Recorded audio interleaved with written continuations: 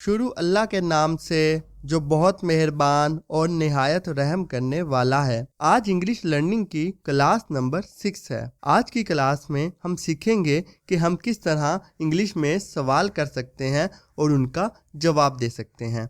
हम मज़ीद सीखेंगे कि अगर कोई हमसे इंग्लिश में सवाल पूछता है तो किस तरह हम एक दो लफ्ज़ तब्दील करके इंग्लिश में ही उसका जवाब दे सकते हैं। तो आज की क्लास बहुत इंटरेस्टिंग होने वाली है, तो टाइम ज़ाया किए बगैर क्लास का आगाज़ करते हैं। जैसा कि हमने अपनी पिछली क्लासेस में पढ़ा कि इंग्लिश के सेंटेंस 3 टाइप्स के होते हैं। सबसे पहले टाइप सिंपल सेंटेंस है। सिंपल सेंटेंस उस सेंटेंस को कहते हैं जिसमें किसी काम का करना जाहिर हो। फिर है नेगेटिव सेंटेंसेस। नेगेटिव सेंटेंसेस वो सेंटेंसेस होते हैं जिनमें नहीं आता है या जिनमें किसी काम का ना करना जाहिर होता है। फिर है इंट्रोगेटिव सेंटेंसेस। इंट्रोगेटिव सेंटेंसेस वो सेंटेंसेस होते हैं जिनमें सवाल पूछा जाता है। इन्हें उर्दू में हम सवालिया जुमले भी कहते हैं। अब इनकी फॉर्मेशन देखते हैं। सिंपल सेंटेंस में सबसे पहले सब्जेक्ट आता है, फिर वर्ब का इस्तेमाल किया जाता है और लास्ट में ऑब्जेक्ट आता है। सब्जेक्ट सेंटेंस में काम करने वाले को कहते हैं, वर्ब उसे कहते हैं जो काम हो रहा है और ऑब्जेक्ट उस लफ्ज़ को कहते हैं जिसके ऊपर काम हो रहा है। Negative sentences. नेगेटिव सेंटेंसेस में सब्जेक्ट के बाद हम डू नॉट का इजाफा कर देते हैं नहीं के लिए, फिर वर्ब लगाते हैं और लास्ट में ऑब्जेक्ट। फिर है इंट्रोगेटिव सेंटेंसेस। इसमें डू को हम स्टार्ट में ले आते हैं, उसके बाद सब्जेक्ट आता है, फिर वर्ब, फिर ऑब्जेक्ट और लास्ट में हम क्वेश्चन मार्क या साइन ऑफ इंट्रोगेशन का इस्तेमाल करते हैं। अब हमारे पास कुछ ऐसे सवालात हैं जिनके जवाब हम इंग्लिश में देंगे। पहला सवाल है, क्या वो स्कूल जाते हैं? अब आप देखेंगे कि ये एक सवालिया सेंटेंस है। तीनों सेंटेंसेस का स्ट्रक्चर मैंने ऊपर लिख दिया है, ठीक है। जो सवालिया जुमला है उसका स्ट्रक्चर ये होता है कि सबसे पहले उसमें हम डू का इस्तेमाल करते हैं, तो डू पहले आ जाएगा। इस सेंटेंस में सब्जेक्ट क्या है? वो, जाने वाले। वो ज़्यादा सारे हैं तो सब्जेक्ट दे है इसमें, तो दे लगाएंगे। दे के बाद वर्ब लगाएंगे जाना, गो। उसके बाद ऑब्जेक्ट स्कूल। सेंटेंस बनेगा do they go to school. अब अगर कोई हमसे ये सवाल पूछता है do they go to school, तो हम उसका जवाब इस तरह देंगे। अगर हम कहेंगे हाँ वो स्कूल जाते हैं, तो यस पहले आ जाएगा। यस के बाद हम डू हटा देंगे जो सवाल में हमने लगाया, फिर हम लिखेंगे दे, फिर हम लगाएंगे वर्ब गो और एंड पे object. Yes they go to school. ये एक सिंपल सेंटेंस बन जाएगा। लेकिन अगर इसी सवाल का जवाब ये होगा नहीं वो स्कूल नहीं जाते हैं, तो ये एक नेगेटिव सेंटेंस बन गया। अब सबसे पहले नो आ जाएगा, नो के बाद दे, ठीक है। सवाल में जैसे डू था वो दे के बाद हम डू लगा देंगे, डू के बाद नोट, उसके बाद गो, वर्ब और एंड पे ऑब्जेक्ट स्कूल। सेंटेंस बनेगा no they do not go to school. Next सवाल है, क्या आप फुटबॉल खेलते हैं? तो इसमें हम देखेंगे सब्जेक्ट क्या है। इसमें सब्जेक्ट आप है, यानी कि तुम, यू। इसमें सब्जेक्ट है, यू के लिए हम डू पहले लगाएंगे शुरू में क्योंकि सवालिया जुमला है। डू के बाद सब्जेक्ट यू, फिर वर्ब प्ले और एंड पे ऑब्जेक्ट फुटबॉल। सवाल बनेगा डू यू प्ले फुटबॉल। अगर हम इसका जवाब देंगे अब हाँ मैं फुटबॉल खेलता हूँ, ठीक है, तो इसमें यस लगाएंगे सबसे पहले, यस, और उसके बाद हम आई का इस्तेमाल करेंगे, मैं, जो एक प्रोनाउन है, ठीक है। प्रोनाउन के बारे में हमने अभी नहीं पढ़ा, इंशाल्लाह अपनी नेक्स्ट क्लासेस में मैं आपको पार्ट्स ऑफ स्पीच भी करवाऊंगा। यस के बाद मैं के लिए आई लगाएंगे, फिर वर्ब लगाएंगे प्ले और एंड पे object football. Yes I play football. Next, अगर इसी सवाल का जवाब हम इस तरह देंगे नहीं मैं फुटबॉल नहीं खेलता हूँ, तो ये एक नेगेटिव सेंटेंस बन गया। सबसे पहले नो लगाएंगे, नो के बाद सब्जेक्ट आई, उसके बाद डू नॉट या डोंट।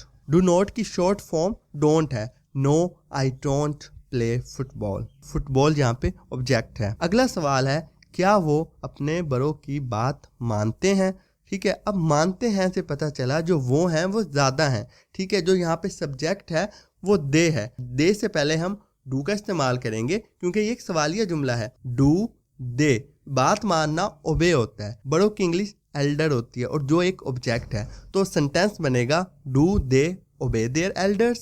अब अगर हम इसका जवाब देंगे हाँ वो अपने बड़ों की बात मानते हैं, ये एक अब सिंपल सेंटेंस बन गया। इसमें हाँ के लिए सबसे पहले यस लगाएंगे, उसके बाद दे ओबे देयर एल्डर्स। ठीक है, डू हम हटा देंगे तो बाकी they obey their elders, they subject, obey verb, their elders object. ठीक है, ये हमने दे ओबे देयर एल्डर्स सवाल में से उठाया और यहाँ पे हमने लिख दिया।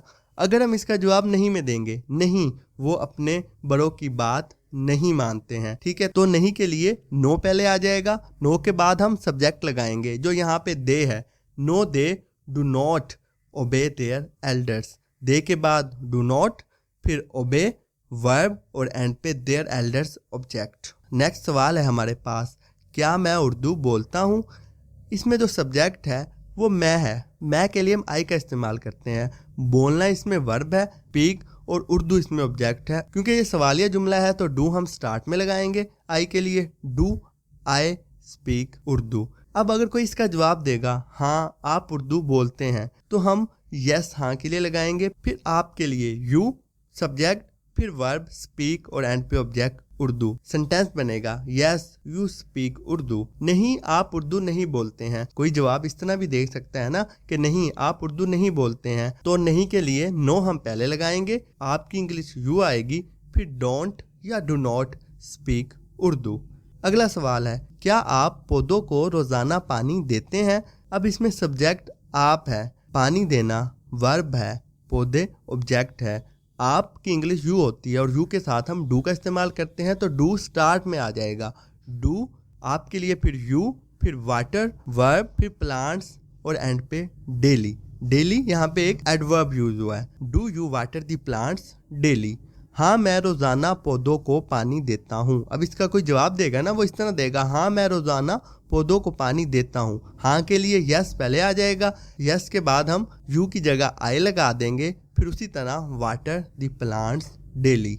अगर इसका कोई जवाब नहीं में देगा तो इस तरह देगा, नहीं मैं रोजाना पौधों को पानी नहीं देता हूँ। ये एक नेगेटिव सेंटेंस बन गया, तो नहीं के लिए नो पहले आ जाएगा, नो के बाद आई do not water the plants daily.